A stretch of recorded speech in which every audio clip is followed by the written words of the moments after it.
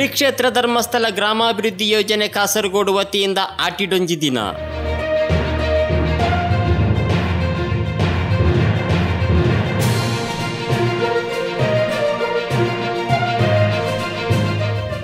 ಶ್ರೀ ಕ್ಷೇತ್ರ ಧರ್ಮಸ್ಥಳ ಗ್ರಾಮಾಭಿವೃದ್ಧಿ ಯೋಜನೆ ಕಾಸರಗೋಡು ತಾಲೂಕಿನ ಉಳಿಯತಡ್ಕ ಕಾರ್ಯಕ್ಷೇತ್ರದ ಶ್ರೀ ತುಳಸಿ ಜ್ಞಾನ ವಿಕಾಸ ಕೇಂದ್ರದ ವತಿಯಿಂದ ಆಟಿಡೊಂಜಿ ದಿನ ಆಟಿಕೂಟ ಕಾರ್ಯಕ್ರಮ ತರುಣ ಕಲಾವೃಂದ ಪರಕ್ಕಿರದಲ್ಲಿ ಭಾನುವಾರ ನಡೆಯಿತು.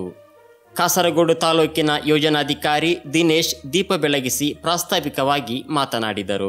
ಶ್ರೀಮತಿ ದೀಪಾ ವಾಸು ಉಳಿಯ ಅಧ್ಯಕ್ಷತೆ ವಹಿಸಿದರು. ಈ ಸಂದರ್ಭದಲ್ಲಿ ಗಡಿನಾಡ ಪ್ರಶಸ್ತಿ ಪಡೆದ ಕವಿ ಸಾಹಿತಿ ರಾಧಾಕೃಷ್ಣ ಉಳಿಯತಡ್ಕ ಆಟಿಯ ವಿಶೇಷತೆಗಳ ಕುರಿತು ಮಾತನಾಡಿದರು.